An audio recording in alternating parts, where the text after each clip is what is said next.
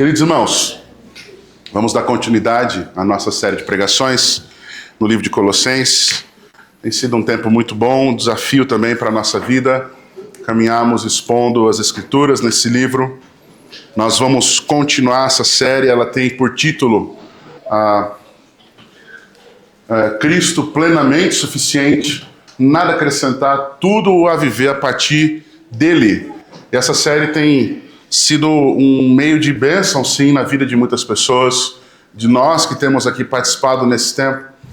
Tem sido um privilégio poder aprender um pouco mais do que é conhecer esse Cristo plenamente suficiente, esse Cristo supremo, esse Cristo pleno, verdadeiro, Senhor de todas as coisas. O título do nosso sermão de hoje é esse: Completos em Cristo. E a ideia de sermos completos em Cristo, ela pode parecer um pouco diferente daquilo que talvez tenha sido a forma como o cristianismo tem sido vivido por muitas pessoas. A realidade é que é difícil a gente comprar ou talvez ter algo na nossa mão que seja completo, pleno, que você não precise mais resolver. Um bom exemplo para a gente pensar nisso está aqui. Hoje, quando você compra um celular, o seu celular tem prazo. Sua TV está hoje sendo atualizada até determinado tempo, sabia disso? Que daqui a 10 anos, alguns programas que você usa na sua TV não vão funcionar mais? Você sabia que o computador que você tem, ele não tem apenas vida útil, física, mas também lógica, os programas que estão lá, daqui a alguns anos eles não vão mais ter atualização. E a gente está hoje vivendo assim. Um colega meu comprou um carro e o carro dele veio com central multimídia. A central multimídia dele, ela foi atualizada por 3 anos, no 4º ano não foi atualizada mais. E aí o que começou a acontecer? Problemas de mapa, problemas de música. Quem tem carro com central multimídia agora já está preocupado. Né? Nada como bom e velho tape, né? Que é isso? Não, calma, eu gosto de uma telinha, vai muito bem. Mas a realidade é que nós estamos vivendo um tempo onde sempre falta algo. Sempre está faltando alguma coisa. Os computadores, os celulares. E é uma coisa importante, porque quando nós temos algo que funciona por um tempo, ou que talvez exija uma atualização, parece que está sendo dita uma mensagem constantemente, sabe qual é? Você precisa de algo mais.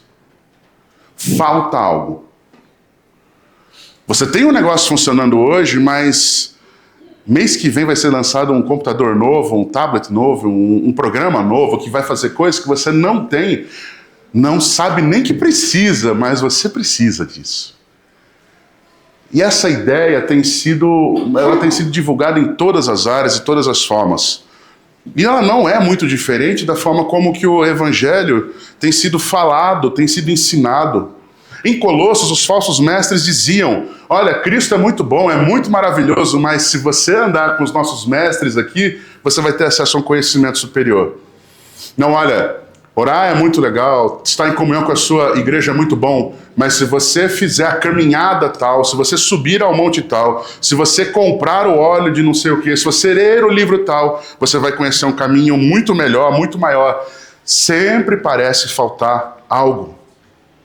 Algumas denominações e igrejas até, elas acabam se confundindo em alguns aspectos e começam a dizer: olha, você pode, nós somos salvos em Cristo Jesus, mas se você não fizer isso, se você não fizer aquilo, se você não usar determinado tipo de roupa, se você não disser as determinadas palavras que vão abrir chaves, que elas vão abrir chaves no mundo espiritual, portais espirituais, você não vai conhecer a profundidade do Evangelho. A pergunta é: será que Cristo é suficiente de fato? Será que a plenitude do Evangelho tem sido pregada, tem sido de fato apresentada? O título desse sermão, ele é bem sugestivo e ele é bem pontual, porque a ideia de sermos completos em Cristo é exatamente oposta a essa visão do mundo de hoje. Não existe um nível de espiritualidade mais profundo que não seja em Cristo. Não existe salvação a ser desenvolvida além do que aquela que Cristo já deu.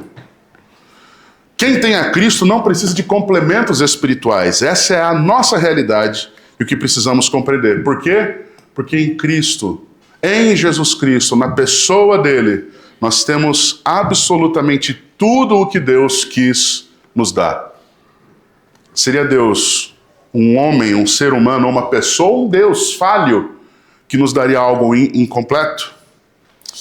Eu quero convidar você a ler comigo Colossenses 2, a partir do versículo de número 6. Nós estamos lendo pela Nova Almeida Atualizada. Caso você não tenha sua Bíblia, você pode acompanhar no telão comigo aqui. Will, você pode passar essa parte, por favor, dos slides? Obrigado, meu irmão. Palavra do Senhor, a partir do verso 6 de Colossenses 2, diz assim: portanto, assim como vocês receberam Cristo Jesus, o Senhor, continuem a viver nele, estando enraizados e edificados nele, e confirmados na fé, como foi ensinado a vocês, crescendo em ação de graças. Tenham cuidado para que ninguém venha enredá-los com a sua filosofia e vãs sutilezas, conforme a tradição dos homens, conforme os rudimentos do mundo, e não segundo Cristo. Porque nele habita corporalmente toda a plenitude da divindade. Também nele vocês receberam a plenitude. Ele é a cabeça de todo principado e potestade. Ele é o cabeça de todo principado e potestade. Nele também vocês foram circuncidados, não com uma circuncisão feita por mãos humanas, mas pela remoção do corpo da carne, que é a circuncisão de Cristo. Tendo sido sepultados juntamente com ele no batismo, no qual vocês também foram ressuscitados por meio da fé no poder de Deus, que o ressuscitou dentre os mortos.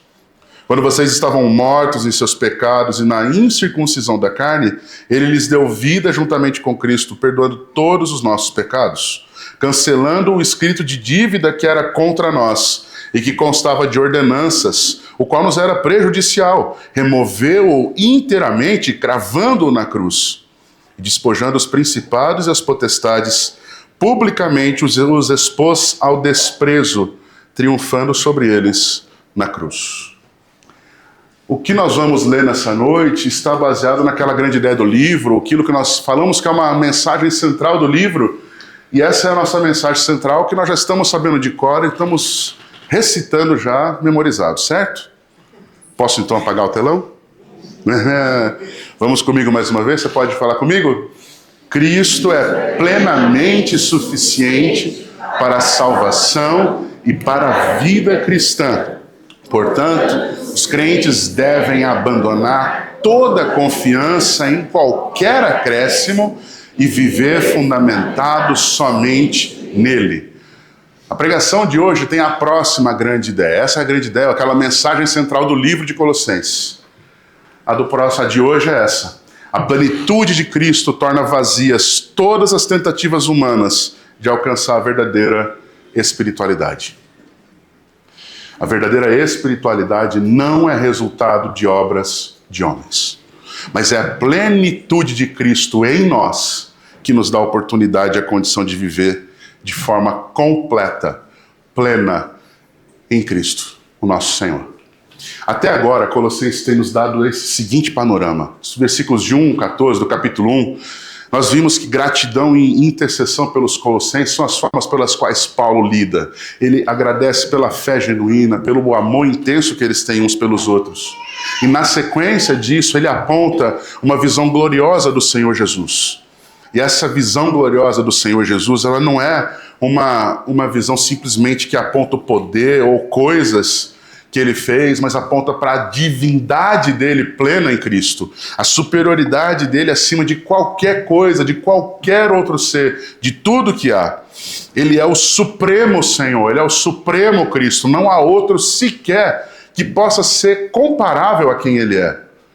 E essas verdades, elas vão sendo trazidas à tona, especialmente para confrontar o coração e a vida do povo de Colossos, que talvez fosse muito parecida com a nossa aqui, onde havia muitas ideias, muitos ensinos similares de outros povos, e até mesmo resultado das próprias misturas do que eles estavam ali vivendo, apontando caminhos de segundas verdades, de outras possibilidades de vida, de um desenvolvimento espiritual que estivesse ligado mais às suas ações, ou à sua capacidade. Versículos 21 a 23 do capítulo 1 vão nos apontar a obra da reconciliação, e nós estivemos expondo esse texto. A reconciliação realizada por Cristo, não por homens e não por uma tradição religiosa, mas exclusivamente pela obra de Cristo. E na semana passada estivemos falando a respeito daquele ministério apostólico que Paulo, como instrumento do Senhor, estava realizando na igreja em Colossos, mas nas outras também, com um apontamento de quê? Crescemos para ser maduros, não para ser apenas conhecedores da palavra. Há muitas pessoas que conhecem versículos de cor, mas não conseguem viver nenhum deles. O Evangelho não nos chama a saber versículos de cor, mas a obedecer à voz do Senhor completamente. Para isso é necessário negar a si mesmo, para isso é necessário mudar o coração e a mente. Para isso é muito necessário que você e eu aprendamos a abandonar a nós mesmos e a Cristo crescer em nós constantemente, vivendo de uma forma íntegra aos olhos dele. É interessantíssimo nós olharmos o texto dessa forma, porque agora o texto que nós lemos, ele de fato é a primeira vez em que Paulo vai fazer um ataque central àquela mensagem herege que Colossos estava ali dizendo, de que poderiam haver outras maneiras de você conhecer a Deus, de que haveriam outros meios, ou você poderia criar um Deus para si mesmo, que ele talvez precisasse de ajuda, que era necessário você viver talvez um legalismo, ou cumprir regras para ser salvo, ou que aquele Deus, ou que aquela visão sua sobre Deus não fosse suficiente, e era necessário que você vivesse o cristianismo, mais alguma outra religião, mais alguma coisa como obras, para você sim ser aceito ou aprovado e desenvolver a sua vida. O argumento que nós estivemos trabalhando na semana passada, ele aponta que Paulo lutava pela vida dos colossenses para que eles permanecessem firmes. E essa pergunta agora é muito importante. Como é que eu permaneço firme? Qualquer coisa que você faz na sua vida que exija persistência e resiliência, ela implica que você tem que ter compromisso e desenvolvimento. Comece uma faculdade de 5 anos e desista no primeiro semestre. Deu tudo certo? Eu sempre brinco com isso, e toda vez que eu brinco o pessoal dá risada. Amanhã é o dia mundial de começo de dieta. Aí tem gente que já pegou, já está sabendo. É fácil manter uma dieta? Começar a academia. Começar a estudar. Academia num frio desse. Caminhar no parque amanhã às 6, vamos? Eu não falei se é da manhã ou da tarde, mas os dois vão estar frios. Abrir mão do pecado. Fácil?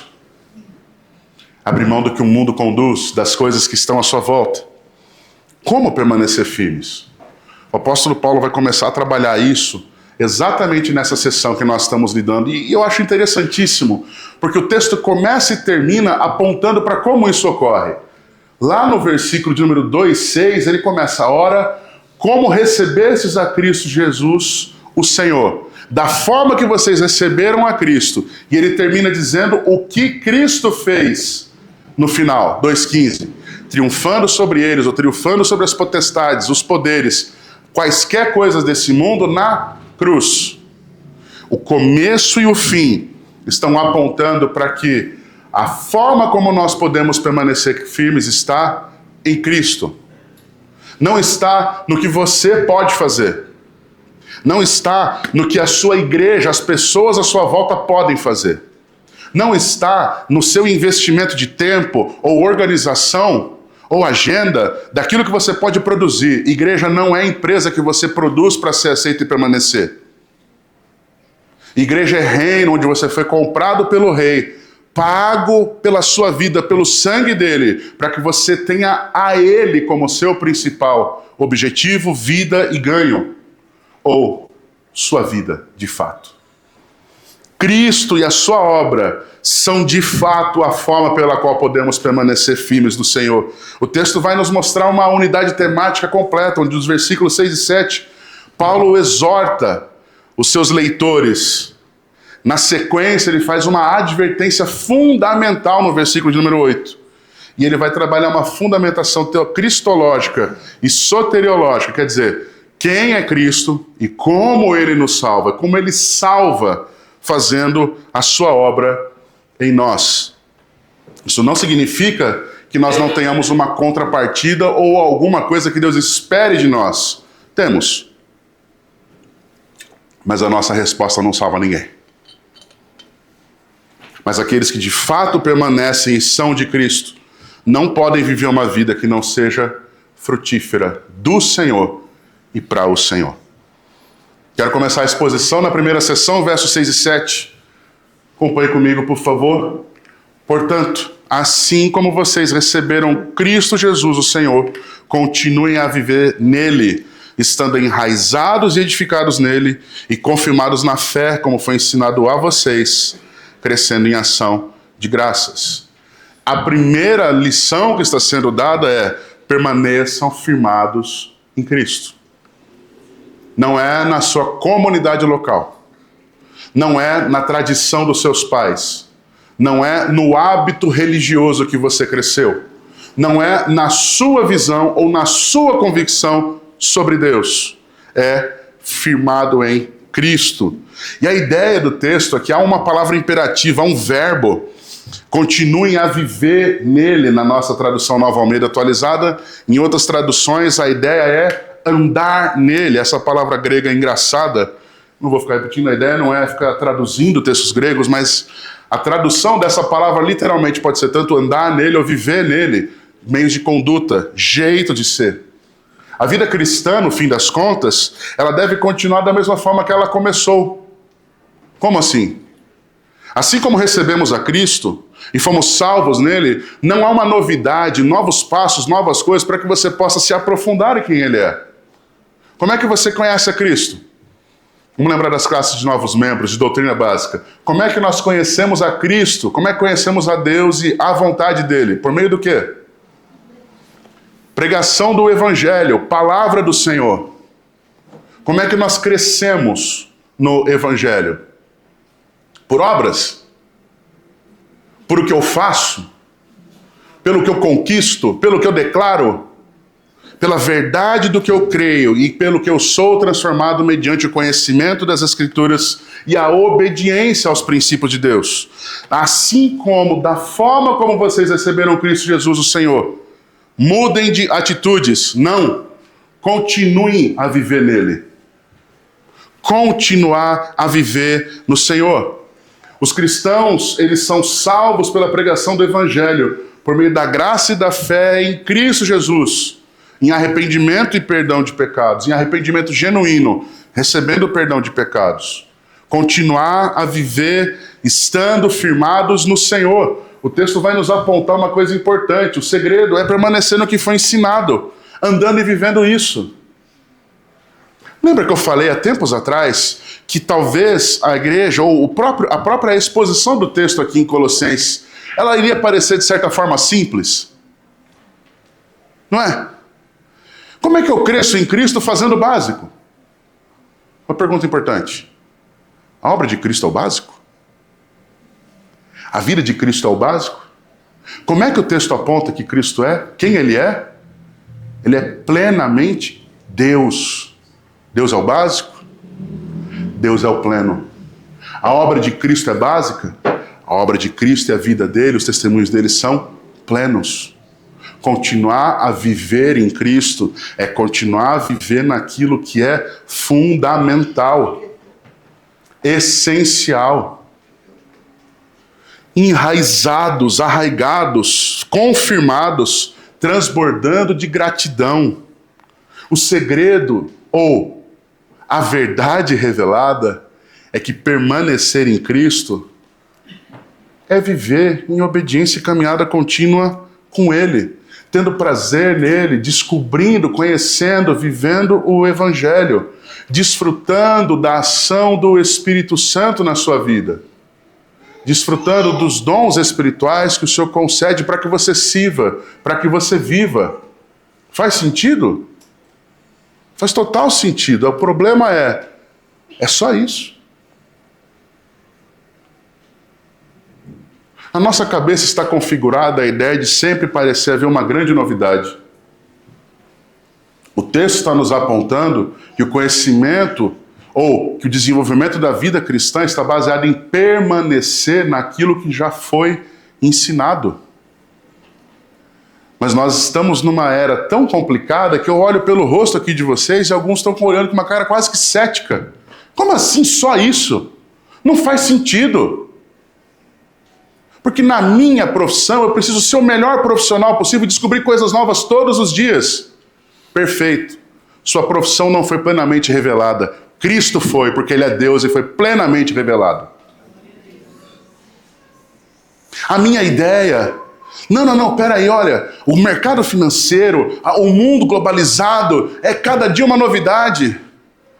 Cristo é eterno, é pleno, é Senhor. Todo dia tem novidade, mas tudo já está revelado nele. Nós vamos o conhecendo diariamente, à medida em que nós vamos desfrutando e, na verdade, nos aprofundando nele, em quem ele é. Que novidade de mercado tem amanhã, não sabemos.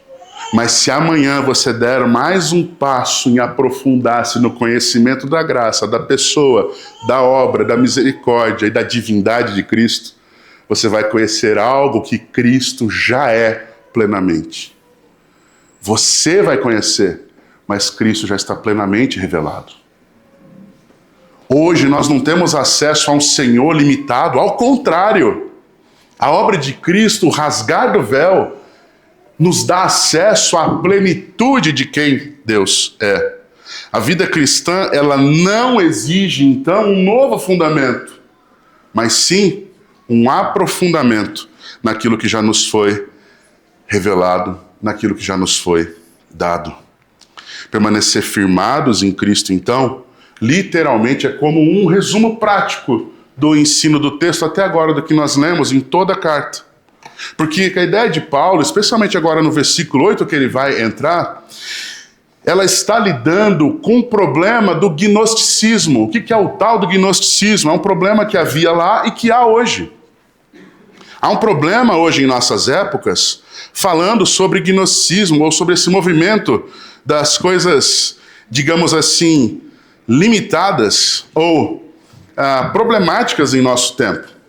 Nós vivemos hoje a época onde, de fato, conhecer a Deus é algo que parece muito mais mágico, muito mais, como eu posso dizer, como seguir regras ou seguir passos.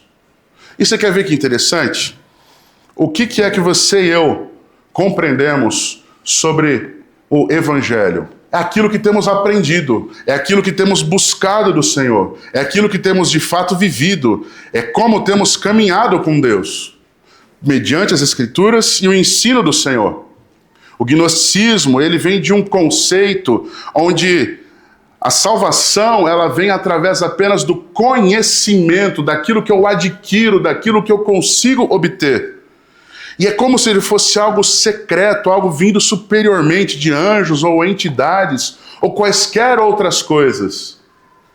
E um conhecimento como esse, de algo que já foi revelado, para eles naquele tempo, parecia algo ultrapassado. Na cabeça deles, é muito parecido com a cabeça de hoje, parece que a Bíblia precisava ser atualizada. Parece que era necessário um update. Que nem seu celular aparece lá, atualização emergencial, atualização necessária. Se você não fizer aquilo, você vai parar de usar programas. E algumas pessoas começam a achar que o Evangelho funciona da mesma forma. Se eu não crer no Senhor de uma forma diferente do que eu creio hoje, eu não vou descobrir, eu não vou ter, eu não vou viver. É difícil, gente.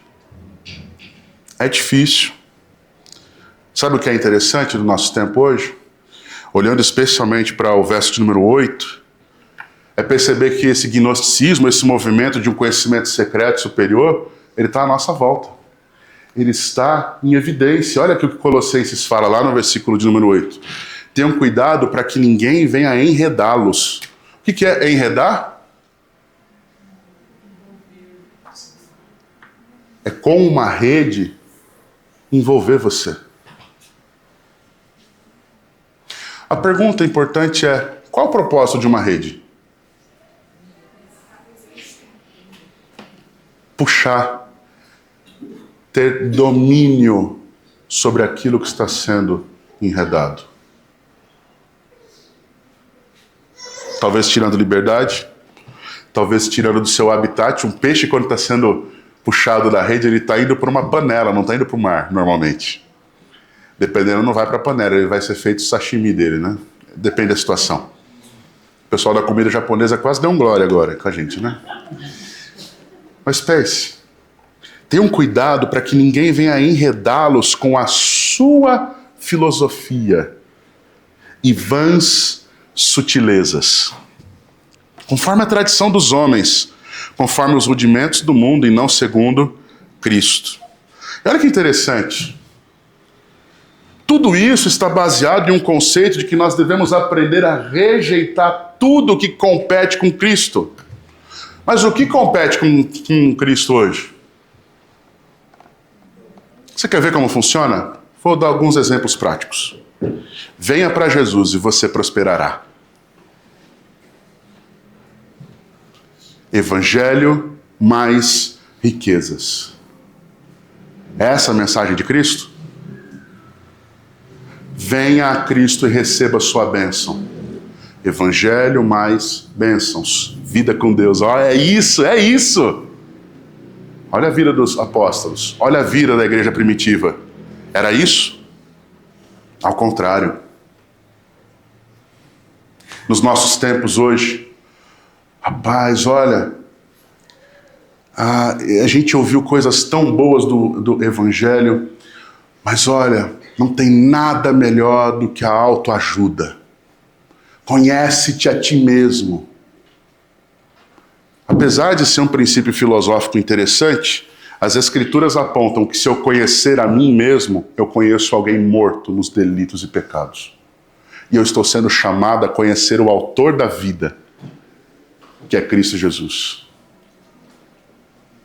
O mundo hoje aqui fora está falando: seja feliz, Deus é amor, viva o amor de Deus. E na cabeça deles, o amor de Deus é o amor nosso, que nós vivemos como nós queremos, com quem nós queremos, fazendo o que nós queremos. Evangelho mais liberdade, ou evangelho mais libertinagem, liberdade em pecado. É isso? Quando nós estamos ouvindo hoje a palavra do Senhor, seu coração pode estar sendo bombardeado, talvez por ideias que você não quer compreender que sejam problemas, mas o Evangelho aponta, a palavra aponta que qualquer acréscimo ao Evangelho de Cristo deve ser rejeitado, não absorvido. Essa é a grande verdade e o centro do que o texto está nos apontando nessa noite. Tenham cuidado para que ninguém venha enredá-los com suas vãs ideias. Esse é o primeiro alerta imperativo. Tenham cuidado. A ideia aqui é o tal do dualismo. Já ouviu falar isso? O gnosticismo dizia, por exemplo, que havia um mundo espiritual muito bom e que tudo que é material é inferior e mal. Qual é o problema disso? Se você viver com o seu corpo coisas que são pecado, na cabeça do gnosticismo, qualquer pecado que você cometa no seu corpo, ele não tem qualquer efeito sobre a sua alma. Por quê? Porque o seu espírito ele é evoluído, ele é inatingível. O corpo ou coisas vividas nesse mundo não fazem efeito na vida espiritual. Você quer ver como esse negócio é um negócio que está muito perto de nós? É a gente dizer assim: puxa vida, eu tenho uma vida com Deus maravilhosa, mas a minha vida secular... Peraí. O que é uma vida secular? Fora da igreja? Uma pergunta importante. Deus não está lá também, não? Ou você só é crente quando você está aqui? Ou você só tem relacionamento com Deus quando você encontra um outro irmão na rua e fala graça e paz? Opa, encontrei um crente, preciso me comportar como crente agora. Não existe isso. Não há vida secular para aquele que foi comprado por Cristo Jesus. Há a vida de Cristo na nossa vida em todo lugar, tempo e condição em que nós estivermos. Não há esse dualismo.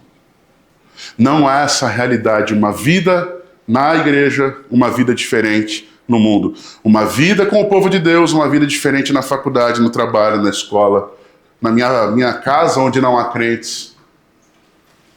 Não há. Essa é uma visão que tem nos ameaçado ainda hoje. que a Bíblia tem nos apontado, que essas ameaças, as filosofias, e aqui o problema, a filosofia em si, o ato de pensar filosoficamente não é mal por si só. O problema não é a filosofia em si. O problema é nós queremos acrescentar a Cristo, a obra de Cristo, qualquer coisa, ou substituir Cristo por qualquer coisa que esse mundo esteja oferecendo. É necessário reagir e rejeitar as vãs sutilezas, a tradição humana. É necessário rejeitar os princípios elementares. O contraste é que toda essa vida e não viver de acordo com Cristo. Tradições humanas? O que são as tradições humanas? Talvez aquilo que você entenda como usos e costumes na vida cristã. Cristão não usa determinado tipo de roupa. Pergunta, qual é o modelo de roupa cristã do ano de 2026? Tem alguma marca cristã? A Bíblia aponta princípios, decência, sabedoria, modéstia. Isso não é feiura, isso não é desarrumar. Mas são as roupas que nos levam a Deus?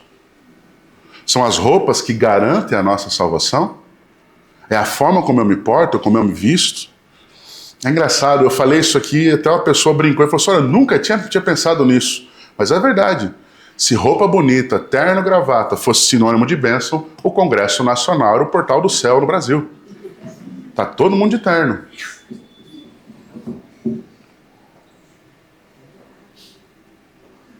Já pensou nisso? Não são as tradições. Não é a forma como eu chego no culto e eu me porto rotineiramente, achando que santidade diante de Deus é a vida que eu tenho, ou a forma como eu penso sobre Deus, onde eu arroto a minha falta de humildade, onde eu arroto a minha sabedoria, e o termo é esse, é horrível, porque diante de Deus ele é reprovado, uma falsa religiosidade, no particular, podre em pecados. É isso? Não, também não é isso. Cuidado, porque aquilo que você considera talvez o caminho de santidade, Deus rejeita porque te chama de religioso. Deus pode me rejeitar por aquilo que eu mantenho como convicção pessoal, se está fora do padrão que as Escrituras apontam. E que normalmente é muito mais simples. E às vezes por ser tão simples, a gente não acha que é válido. Muito cuidado para não achar que aquilo que você considera bom, Deus também considera bom. A forma como eu celebro, a forma como eu acho que tem que ser o culto. Às vezes, irmãos, a gente vai conhecendo lugares, situações, pessoas, igrejas, e aí eu vejo assim, nossa, eu sou um crente mais... Esses dias atrás um rapaz falou assim, pastor, eu sou um crente mais power, assim. Eu falei, o que é um crente power? Eu fiquei me perguntando, de verdade, não é piada. Eu falei assim, o que seria um crente power? Não, eu gosto de um culto mais de poder, mais de... Eu fiquei assim, mas o que é um culto de poder? Palavras mais impactantes, música mais alta, banda tocando alto, isso aqui, aquele outro jeito, eu gosto disso. Deus não habita em templos feitos por mãos humanas. Se você acha que Deus mora aqui, Deus não mora nessa igreja, templo. Ele não mora aqui. Mas ele habita naquele que foi lavado pelo sangue do Cordeiro. Deus se manifesta não em paredes, ou locais, ou em eventos, ou em shows, ou em igrejas contritas, onde se você matar um pernilongo, porque ele passou, alguém considera que está batendo palma e é pecado. Isso é religiosidade, só está mudando de lado. É show e fumaça de um lado, silêncio, ou não fala alto, que é pecado. Dois aspectos religiosos que distanciam você de Deus. O Evangelho é muito mais simples do que isso. Mas ao mesmo tempo é muito mais profundo do que essa ideia religiosa. Do que eu gosto. A grande dificuldade nossa é que nós consideramos o culto como algo para a gente gostar. Mas o culto ele tem um alvo que é adorar a Deus. Se você gosta ou não gosta do culto, de verdade, não é esse o propósito. O culto não é feito para divertir pessoas ou fazer a gente se sentir bem. O culto é para exaltar ao Senhor. e o Espírito dele se manifestar através da sua palavra, trabalhando nos nossos corações, nos aperfeiçoando a ele, moldando a nossa mente e o nosso caráter a ele. Cuidado, porque a tradição humana possa estar fazendo você rejeitar aquilo que Deus chama de bom, mas que a sua religiosidade chama de modernismo ou arcaísmo. E tem muita gente hoje dizendo, por exemplo, que música cristã tem que ser animada, e outros defendendo, não, música cristã é solene, é piano, é cantor, o resto não serve. Música cristã, quando você olha para os Salmos, às vezes ela é a música de um homem se quebrantando diante de Deus em lágrimas, pedindo perdão pelos seus pecados. Ou de uma nação clamando por misericórdia dentro do livro de Salmos, diante do momento onde ela foi pega dos seus pecados e Deus os libertou, e eles estão em genuíno arrependimento, quebrantados diante do Senhor. Música nas Escrituras, às vezes, é como o Salmo fala, olha, nós olhando hoje para tudo, estamos como quem sonha, quem olha para frente sem compreender ainda como Deus nos libertou, como Deus nos abençoou. Não é a quantidade de instrumentos que faz o culto ser agradável, mas é um coração quebrantado que faz o louvor ser recebido. O problema é que muitas vezes a nossa visão ela tem sido trabalhada para substituir Cristo por qualquer coisa que me faça bem ou que eu entenda que é o certo. Nós precisamos aprender a rejeitar tudo que compete com Cristo. Por quê? Porque Cristo é suficiente. Ele é suficiente. Os versículos 9 a 10 vão nos apontar que precisamos reconhecer a plenitude que possuem, ou reconheçam a plenitude que possuem em Cristo. E esse texto talvez seja o ponto alto. Os tantos versículos 8, 9 e 10, eles são de fato o ponto alto da pregação dessa noite. Porque nós somos chamados a aprender isso. Os versos 9 e 10 dizem, porque nele habita corporalmente toda a plenitude da divindade. Também nele vocês receberam a plenitude. Ele é o cabeça de todo principado e potestade. Olha as afirmações, porque nele, em Cristo, habita corporalmente toda a plenitude da divindade. A palavra grega aí, o tal do pleroma, é plenitude. E plenitude não é algo parcial. É pleno, é completamente revelado, não falta nada. É algo completamente exposto, visível, transbordante, está ali. Não há espaço para qualquer preenchimento. Mas observe, não é uma plenitude de conhecimento ou de capacidade aqui. A Bíblia está apontando que nele, em Jesus, há uma plenitude, ou há a plenitude de divindade, de ser divino, de ser de fato Deus. Jesus não é um Deus menor. É a divindade dele que está plena. E agora você quer saber o que é mais maluco? Para os colossenses que estão vivendo o problema desse gnosticismo que considera o espírito bom e o que é material ruim, a plenitude está no seu, porque nele habita corporalmente toda a plenitude. E os falsos mestres ensinavam, eles queriam prometer, aliás, uma plenitude, mas eles não podiam entregá-la. Porque eles queriam ensinar coisas que queriam completar a obra de Cristo ou aumentar aquilo, mas tudo fazendo por meio das coisas humanas. Não dá. O que Paulo responde é, vocês em Cristo, vocês que foram lavados pelo sangue dele, vocês que foram comprados por Cristo Jesus, vocês já possuem a plenitude porque vocês possuem a Cristo nas suas vidas. Você já ouviu falar disso? Provavelmente não. E é por isso que tantas vezes a gente vive como se Deus tivesse nos abandonado, nos rejeitado. Ou como igreja do Senhor, vivemos em lamentação diante das circunstâncias. Eu não estou pregando um triunfalismo onde você vai chegar e falar assim, não, eu puser a planta do meu pé, agora é meu, porque eu estou pleno no Senhor, ô glória. Não é isso. Não é isso. O que o texto está nos apontando é que também nele, e o verso está lá no verso número 10, vocês receberam a plenitude. Por quê? Porque agora Deus não habita mais em templos feitos por mãos humanas, mas Ele habita onde? No seu povo. Quando somos salvos em Cristo Jesus, quando a graça do Senhor nos alcança, Efésios capítulo 1 afirma que o Espírito Santo é deixado na vida do crente como aquele que sela, mas ao mesmo tempo como penhor, como garantia de que seremos resgatados pelo Senhor na volta do Salvador Jesus.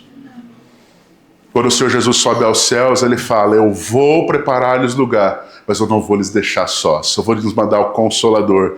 Ele não vai estar com vocês, Ele vai estar em vocês. Deus no seu povo. Deus no seu povo. Isso é fantástico, mas ao mesmo tempo é uma resposta direta contra o pensamento gnóstico.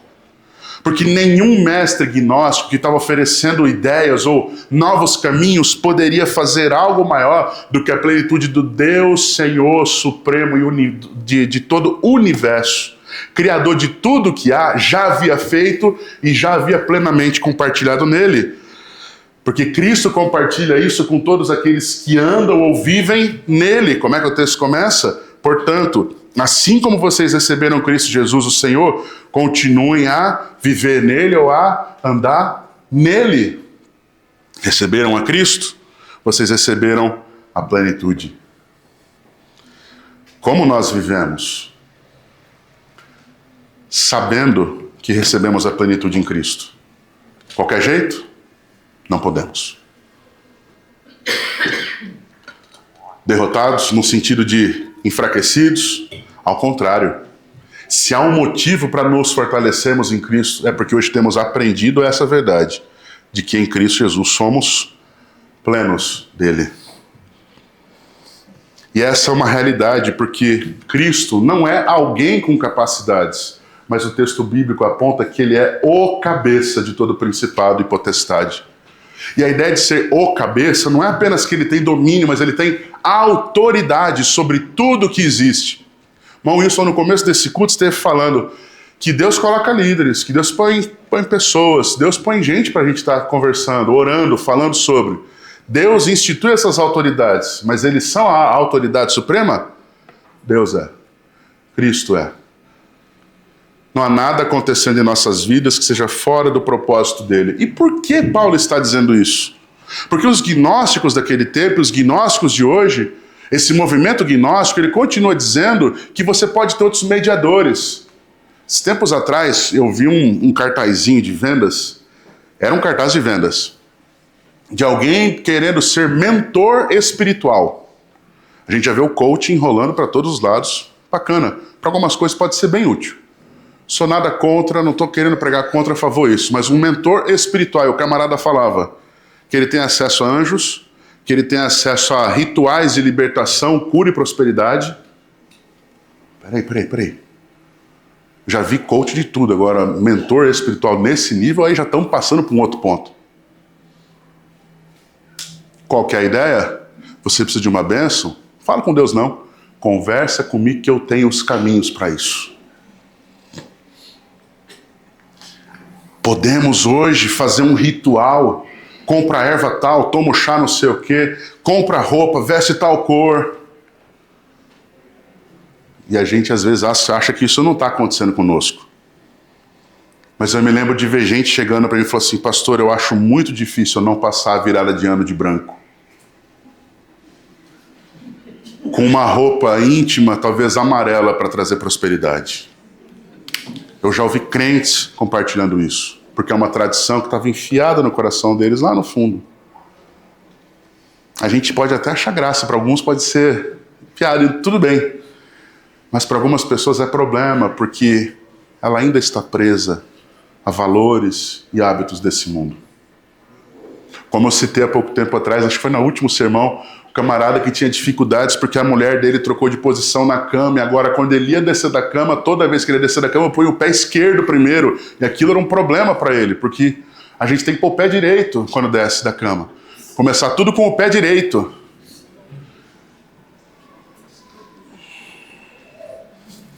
Seria triste, seria piada só se fosse piada, mas é uma realidade. Há muitas pessoas que ainda estão presas e submissas a essas visões de seres espirituais, anjos. Não muito tempo atrás, uma pessoa perguntou assim para mim, e era um recém-convertido: pastor, qual o seu anjo da guarda? Observe, a gente pode rir hoje, porque entende que isso não existe, a Bíblia não dá esses parâmetros. Mas aquela pessoa tinha vindo de uma tradição religiosa, inclusive envolvida com linhas cristãs, que ensinava que ela tinha um anjo da guarda, um anjo protetor, e que aquele anjo é que dava acesso a Deus. O que as Escrituras ensinam? Há só um mediador entre Deus e os homens, Jesus Cristo, homem. Jesus Cristo é o caminho, a verdade e a vida, e ninguém vai ao Pai se não for por Ele. Olha como que o gnosticismo está no meio dos ambientes aparentemente cristãos, e que nós às vezes queremos chamar de irmãos pessoas que têm uma fé absolutamente diferente da nossa. Não porque somos melhores, mas porque por misericórdia o Senhor nos abriu os olhos. Qual o nosso papel? Ser instrumentos da proclamação do Evangelho, que abre olhos, que liberta corações, que corta a rede das filosofias, desses sofismas, dessas ideias desse mundo, desses falsos pensamentos espirituais. Olha que coisa interessante. Se Jesus Cristo é o cabeça, a autoridade de todos os seres espirituais, qual a necessidade de eu orar diante de algum tipo de imagem, de algum tipo de anjo, de algum tipo de sacerdote humano, para levar as minhas orações ao Senhor? Se Cristo que é o mediador e Ele é o meu Senhor e Salvador, qual a necessidade de quaisquer outros caminhos? Plenitude, irmãos, não é uma experiência, você não está comprando uma sensação de consumo. Plenitude com Deus não é um sistema denominacional. Plenitude com Deus é Cristo. Plenitude com Deus é Jesus.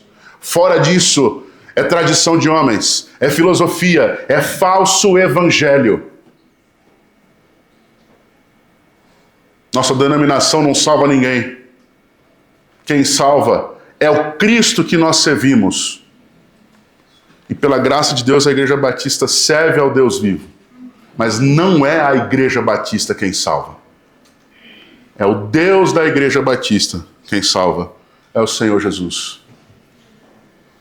Entendamos isso, meus irmãos. Por quê? Porque em Cristo habita corporalmente toda a plenitude da divindade. E essa talvez seja uma das maiores declarações antignósticas de todo o Novo Testamento. Porque os falsos mestres buscavam essa plenitude. Paulo responde: vocês querem plenitude? Ela está em Cristo. Ela habita corporalmente em Cristo. E sabe o que é o mais maluco agora que o texto vai nos apontar?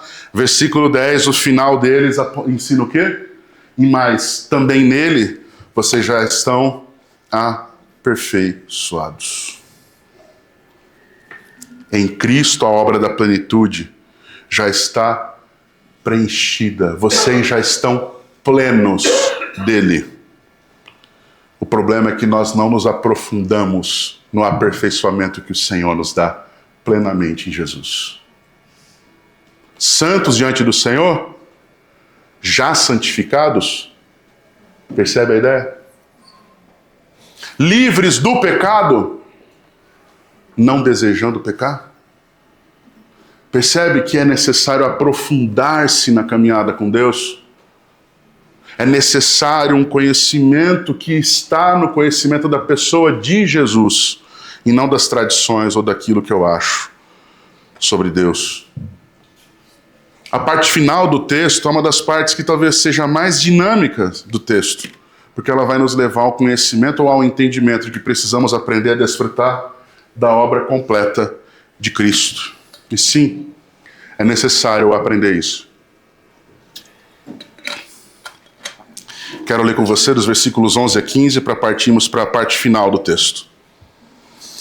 Esses dias atrás eu achei interessante, um pregador falou assim: O Augusto Nicodemos até falou assim, quando o pastor fala que ele está indo para a parte final do texto, é para deixar você com esperança. Mas ele tem pelo menos mais uns 15 minutos ali de pregação. Às vezes mais. Eu espero resumir isso em alguns instantes. O texto afirma dos versículos 11 a 15. Nele vocês também foram circuncidados, não com uma circuncisão feita por mãos humanas, mas pela remoção do corpo da carne, que é a circuncisão de Cristo, tendo sido sepultados juntamente com ele no batismo, no qual vocês também foram ressuscitados por meio da fé no poder de Deus, que o ressuscitou dentre os mortos. E quando vocês estavam mortos nos seus pecados e na incircuncisão da carne, ele lhes deu vida juntamente com Cristo, perdoando todos os nossos pecados, cancelando o escrito de dívida que era contra nós e que constava de ordenanças, o qual nos era prejudicial. Removeu-o inteiramente, cravando-o na cruz, e despojando os principados e potestades, publicamente os expôs ao desprezo, triunfando sobre eles na cruz. Amém. Texto maravilhosamente lindo. O que está acontecendo aqui é que o apóstolo Paulo está ensinando esses irmãos que a verdadeira circuncisão não é o ato da carne humana ou do órgão sexual masculino de ser cortada aquela pele, o prepúcio, aquilo que nós chamamos de circuncisão que o Antigo Testamento aponta. O próprio Antigo Testamento vem desenvolvendo toda uma linha onde aquele ato, que era um ato que separava o povo de Deus para ser seu, era um ato feito na carne, ele apontava para algo que Ezequiel 37, 38 vão dizer lá na frente. Deus não quer apenas marcar o seu coração, a sua vida, a sua carne. Ele quer tirar esse coração de pedra de vocês, lhes dá um novo coração de carne, um coração sensível à voz de Deus. O problema que está sendo tratado aqui da circuncisão é que a circuncisão, ela simbolizava uma marca de um povo de Deus, mas de um povo de Deus que ainda permanecia em pecados. E a circuncisão da alma, que é a circuncisão espiritual, que é a marca de Cristo em nós, a salvação, o lavado sangue regenerador de Jesus em nós, ela é uma vitória sobre o pecado.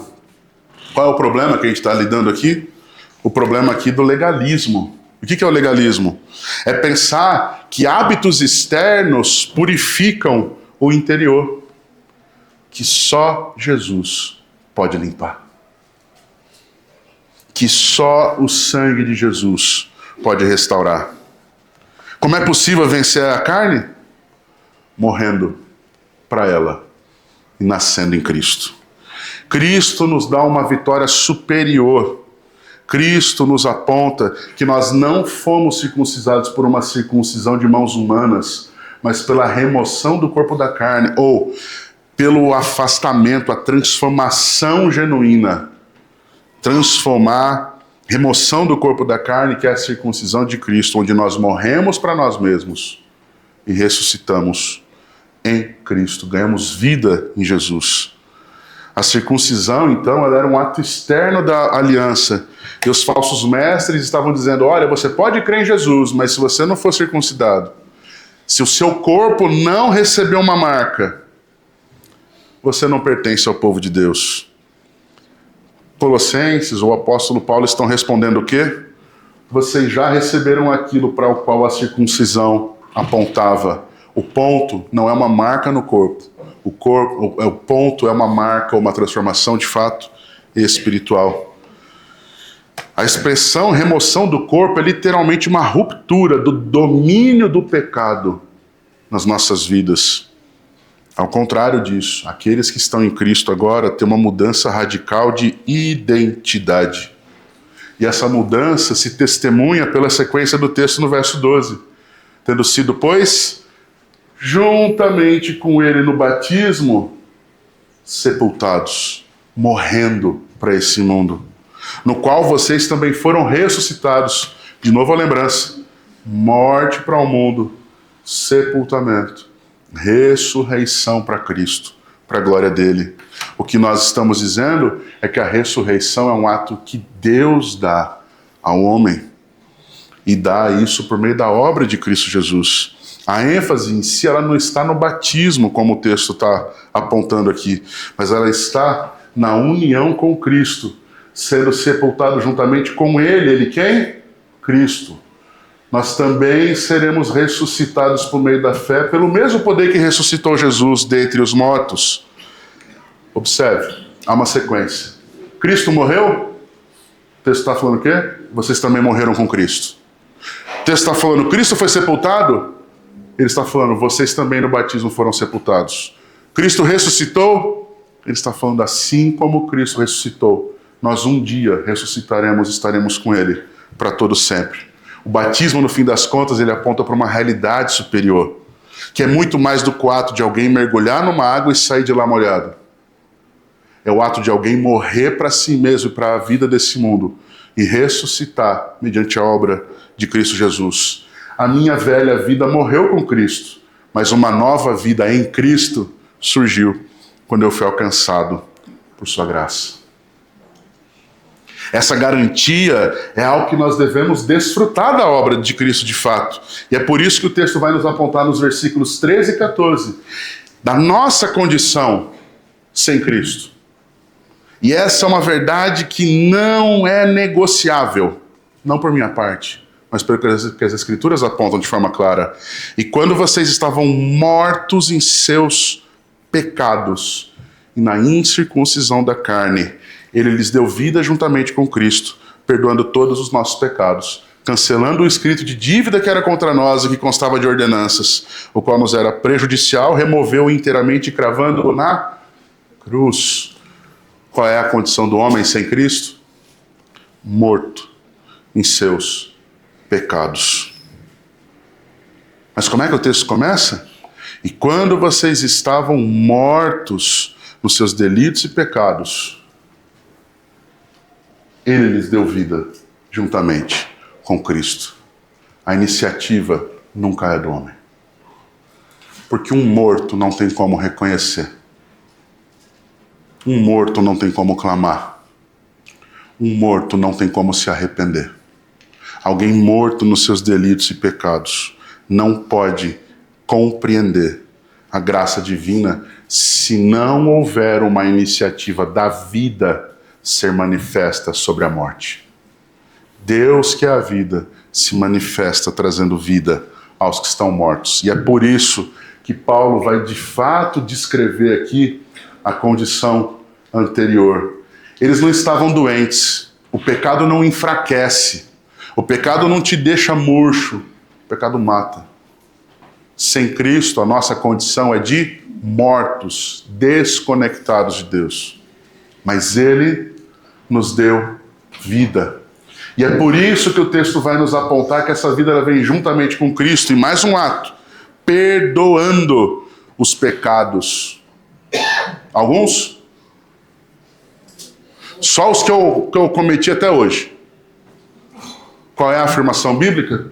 Perdoando todos os nossos pecados. Ou todos os nossos pecados é todos os nossos pecados, ou nós estamos querendo torcer o texto bíblico a falar outra coisa. Cuidado para sua religiosidade não limitar sua compreensão do evangelho. Não, Deus me perdoa até aqui, se eu pecar amanhã já era. Não é isso que as Escrituras estão nos ensinando. Mas a Bíblia não está dizendo que porque você foi perdoado, você deve viver uma vida de pecado. Ao contrário, se você foi perdoado, o pecado não deve fazer parte da sua vida. Ele pode ser uma situação, não uma condição contínua. Nós podemos, no sentido de cair, errar, mas pelo arrependimento e fé, voltarmos à nossa comunhão plena com Deus. Mas essa ideia de peco mesmo e está tudo certo, é a ideia de quem não entendeu o Evangelho. Porque a primeira evidência de salvação, sabe qual é? Início de transformação. Mudanças. Não é da noite para o dia, mas onde mudanças não começam, algo não aconteceu. Deus deu vida, Ele perdoou e cancelou a dívida. Eu acho excelente essa fala que Paulo usa. Cancelando o escrito de dívida que era contra nós, e constava de ordenanças. É uma linguagem jurídica, literalmente. Olha, ele cancelou o contrato anterior, ele cancelou a penalidade que você tinha, ele cancelou aquilo que os juízes haviam dito, ele cancelou aquele documento que ele constava dizendo que você era um réu. Nosso pecado produziu uma dívida diante de Deus que nós não poderíamos pagar. A lei, ela servia para revelar o tamanho da dívida, mas não dava um caminho para a salvação. Ao contrário, a lei testemunhava contra nós. Porque qualquer um que transgredisse em qualquer parte da lei seria acusado de quebrar toda a lei. Mas o que Jesus fez? Em Cristo, Deus cancelou o escrito de dívida que era contra nós, perdoando todos os nossos pecados. E como é que ele faz isso?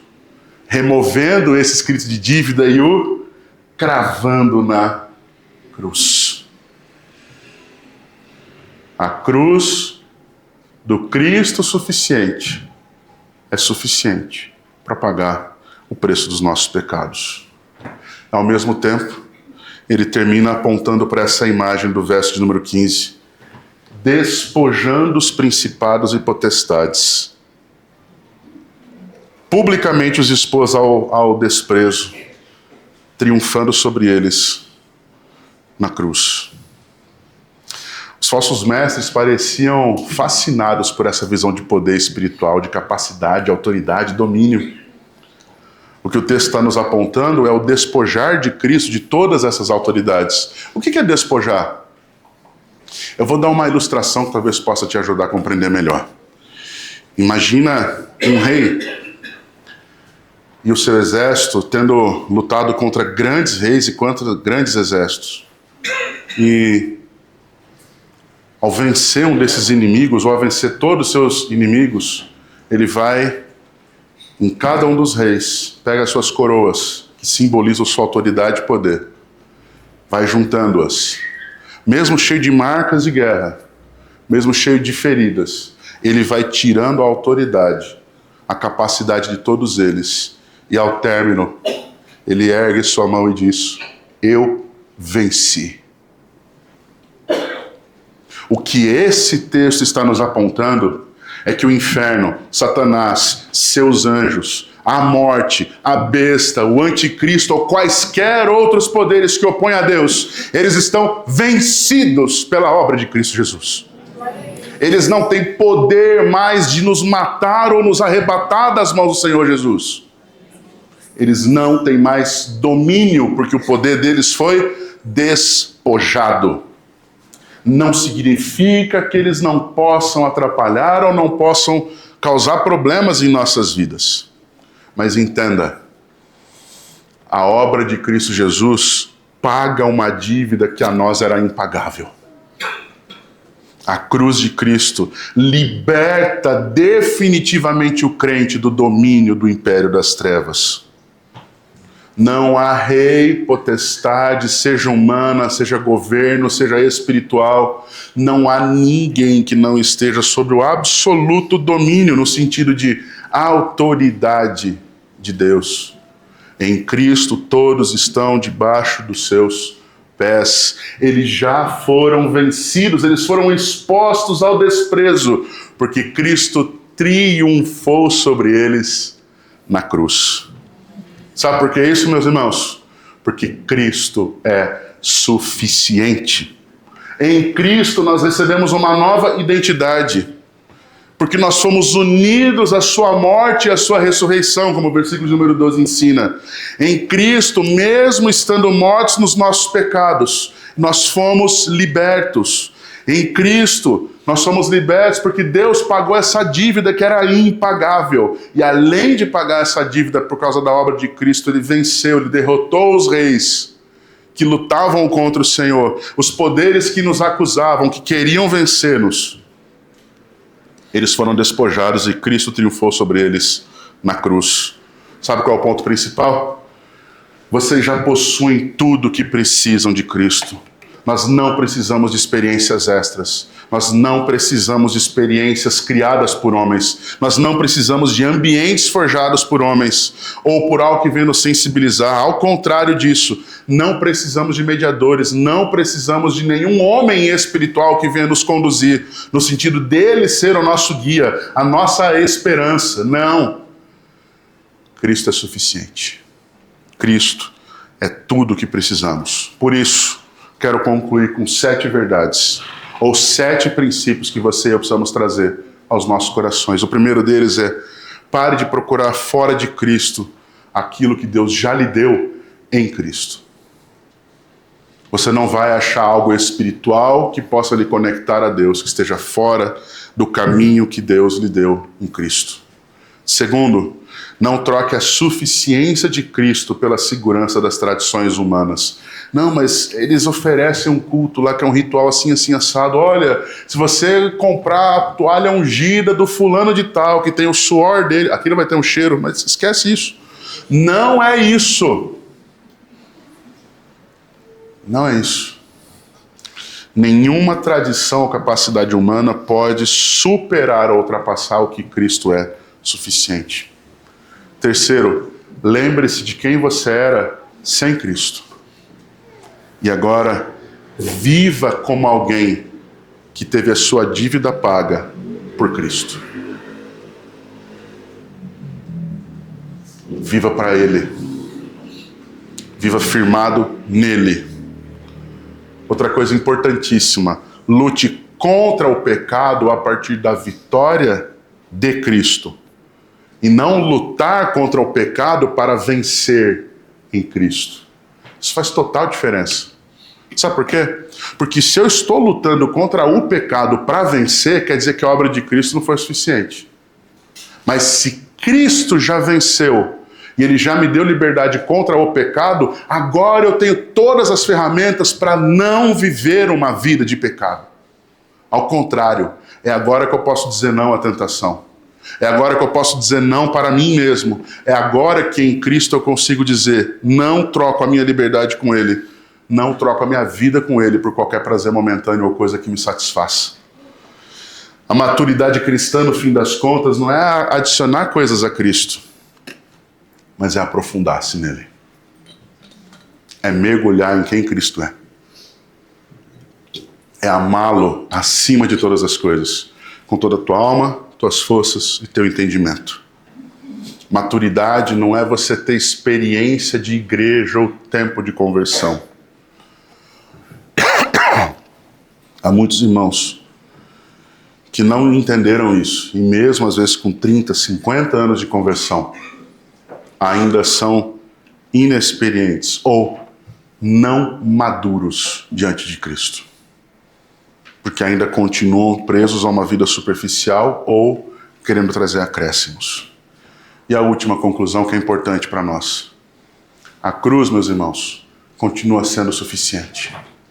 Ela continua sendo suficiente. Nada pode ser maior do que ela ou do que ela já proporcionou por meio da obra de Cristo. Nada.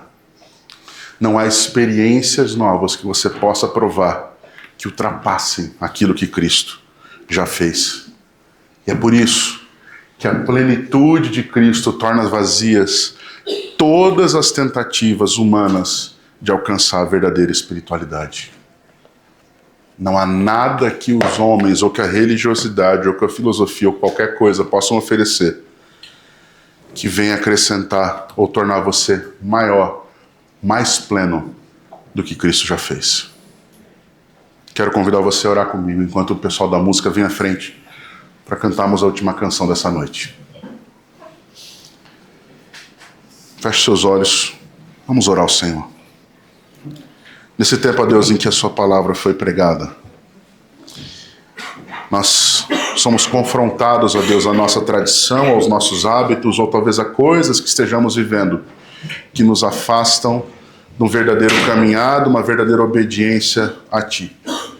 Eu te peço, ó Deus, que por misericórdia nos ajude a enxergar o que tem nos atrapalhado, o que tem nos feito talvez viver uma vida vazia, distante, desconectada.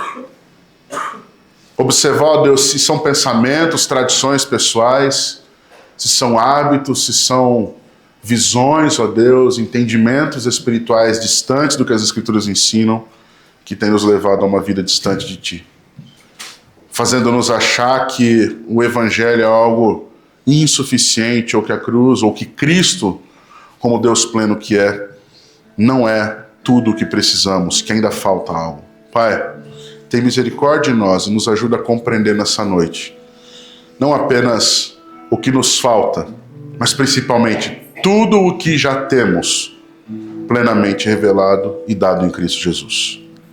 Te louvamos por isso, Pai. E te pedimos nessa noite que a Tua palavra não apenas tenha nos dado conhecimento, mas tenha de fato confrontado o nosso coração, convicções, e nos levado agora, Deus, a um momento de decisões e reflexões profundas diante de Ti. É a oração que fazemos ao Senhor, em nome de Jesus. Amém. Convido a igreja a se colocar em pé.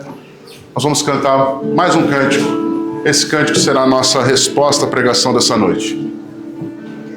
Queremos lembrar os irmãos de todas as coisas que vão acontecer durante essa semana. Mas, acima de tudo, que nós sejamos lembrados daquilo que o Evangelho nos falou. Que a Tua graça, ó Deus, que o Teu amor, que as consolações e exortações do Teu Espírito Santo sejam derramadas sobre nossas vidas hoje e sempre. Leva-nos em paz para os nossos lares, dá-nos uma semana guardados em Tua graça, em Tua proteção. É a oração que fazemos a Ti, ó Deus, em nome de Jesus. Amém. Deus abençoe a todos. Obrigado aos visitantes dessa noite.